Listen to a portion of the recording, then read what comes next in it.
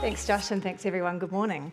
Yes, as you just heard, I'm a clinical neuroscientist at the University of Auckland, and I'm also part of the university's Creative Thinking project.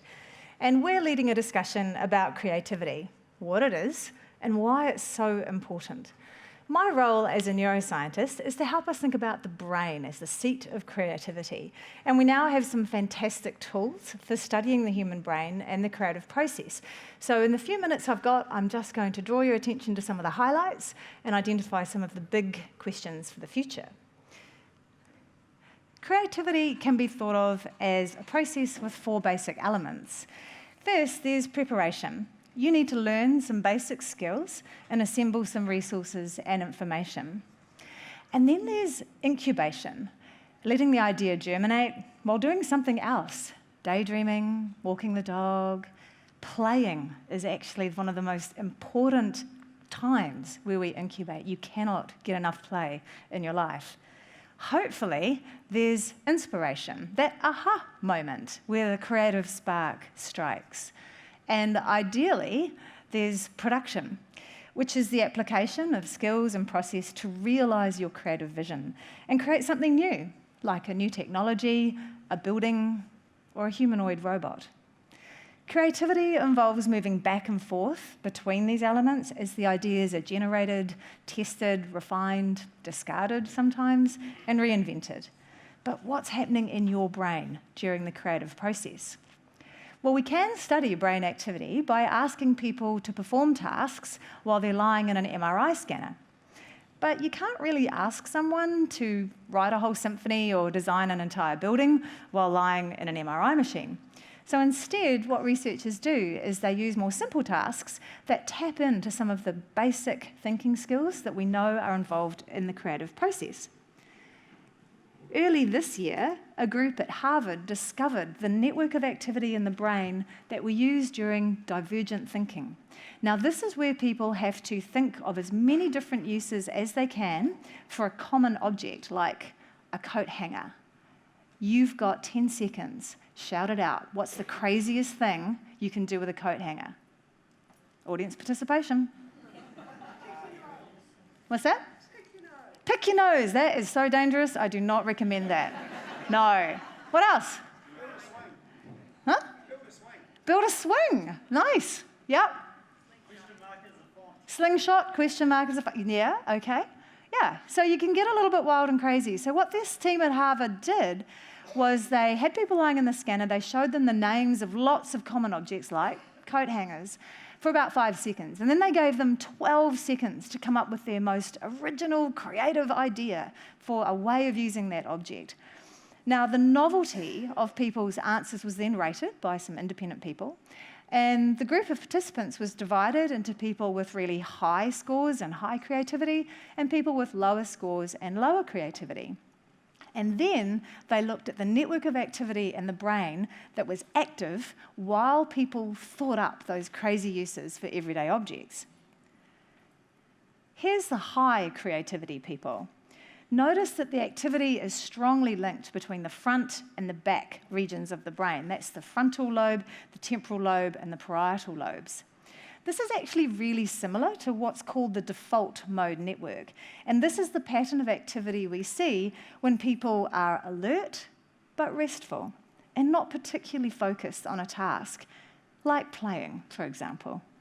This is like the incubation phase of the creative process, when you're doing something else that's kind of fun, maybe a bit sort of automatic, and your mind is almost wandering on its own.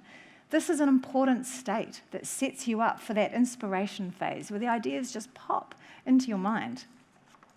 Now contrast this with the lower creativity people. Notice that the activity is strongly linked up and down in the brain, between the brain stem and areas deep in the brain, including the cerebellum. Also notice that the connections are more diffuse. They're widely scattered around and they're not as streamlined as for the high creativity people. So what does it all mean? And why should we care? Well, one thing to notice is that the network is on both sides of the brain. There's this widespread idea that the left side of the brain is more logical and the right side of the brain is more creative, and you're more or less a left or right brain person. For example, a classic right brain task would be to create a picture by rearranging some simple shapes like these. So these ones can be rearranged into a Christmas ornament, and these ones into a croquet set. Now, these scans show the areas of the brain that are active when people do exactly this puzzle. And as you can see, it actually activates the left-hand side of the brain more than the right. And these are the scans showing the brain areas that are active when professional illustrators draw and then evaluate their first drafts of book covers. And again, notice the activity on both sides of the brain. Here's Open Mike Eagle. He's an alternative hip-hop artist from Chicago. And he worked with some scientists on a study that had rappers either rap lyrics to music that they already knew or improvise some brand new lyrics while lying in the scanner. When they improvised and came up with new lyrics, they actually deactivated brain areas associated with careful planning and self-control. And these are seen in blue on the scan. At the same time, parts of the brain that relate to hearing, seeing, memory, and emotions became more active, and these are seen in yellow and orange. With their inhibitions released and their senses heightened, these musicians were engaged in a creative act of self-expression that has a distinct neural signature. There's extensive activation and deactivation on both sides of the brain, and there's not just one creativity zone. Instead, generating new ideas and creative problem-solving engages a broad network of brain areas. So it's not the right side of your brain that's creative, it's your whole brain. But then to turn a flash of insight into a creative product, like a complete proposal or a product design, this takes sustained effort and attention. And other researchers have shown that people with high levels of creative productivity are also really good at keeping their attention focused. So those of you who are still with me, you're possibly more creative as well. But what if you don't seem to be the one in your team to be coming up with the creative ideas? Well, a study published actually just a few weeks ago showed that when pairs of people with low creativity work on real-world problem-solving tasks, their solutions are just as original and innovative as pairs of people with high creativity. How did they do this? Well, the low creativity pairs had much higher levels of cooperation than the high creativity pairs, and the more they cooperated, the more original their solutions were. So, don't worry if you don't feel like a particularly creative person. If you cooperate well with other people like you, as a team, you'll come up with creative solutions that are just as good. We're also learning that creativity is expressed in many, many ways. The creativity of scientists, engineers, inventors, designers, and entrepreneurs and architects is now recognised and evaluated in the same way as the creativity of novelists, sculptors, poets, choreographers, musicians, and painters. And neuroscience is helping us to understand what's going on in the human brain during this fundamental process of creativity, which we all have in common. There are some big questions lying ahead. Here's some more play. Are some people just born to be the creative type? Are the differences that I've shown you in the brains of low creativity people and high creativity people, are they there from birth, or do they develop over time with experience and practice? And now this is the old nature-nurture debate, so we know that it's probably a bit of both. But regardless of your genetic makeup, the tools and processes of creative expression need to be learned. You won't know how to write a brilliant piece of code the very first time you sit down at a keyboard. And you probably won't dream up the next big thing in smart herd management the first time you set foot on a dairy farm. There are skills that have to be mastered. But creativity itself, that ability to use your imagination, to make connections and see things through magic eyes and in new ways, this is something we all have. It's what drove much of your play as a child, and these are the skills that help you solve problems as an adult. It's what sets us apart from artificial intelligences, which are going to transform our lives in the future of work and employment. An example from my area is IBM's Watson. This is a cognitive computing platform now being used in the management of cancer patients. Doctors can talk to Watson in natural language, like I'm speaking to you now, describing the patient's symptoms.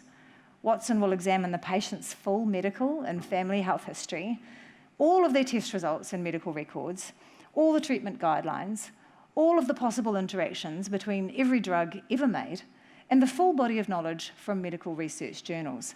It will then form and test hypotheses and provide a list of individualised, confidence-scored diagnoses and recommended treatment plans. And the plan isn't limited by the doctor's knowledge and experience because Watson can assimilate and organise 40 million documents in 15 seconds. Now, the human brain is pretty amazing, but it's not that good.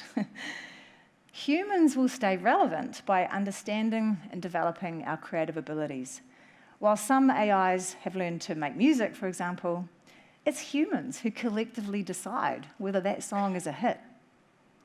Artificial intelligence can generate plans for buildings, but it can't know which is the most beautiful and inspiring design. This is the Haider Aliyev Centre in Azerbaijan, and it was designed by the internationally acclaimed architect Zaha Hadid. Her team had to build the software that would allow them to design such an amazing structure. And this technology certainly changed how they worked. But it was her vision and creativity that determined what they built. So the challenge for us all is to develop new ways of thinking about and relating to technology and playing to our strengths. What are the human dimensions to your work that only you can provide? Use your imagination, because it's something artificial intelligence doesn't have, at least not yet. So, can we learn to be more creative? One of the most important discoveries in neuroscience is that the brain can change.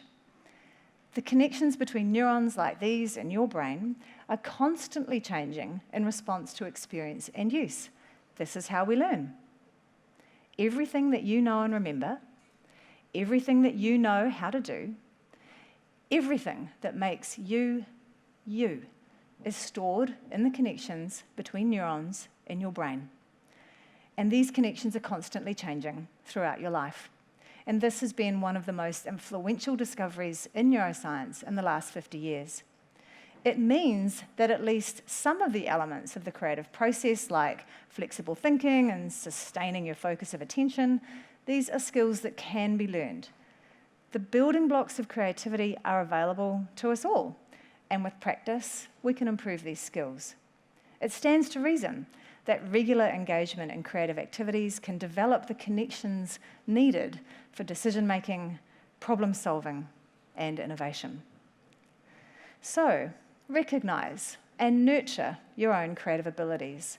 Prepare well, work out the conditions you need to incubate, make sure you get enough play, and inspiration will follow.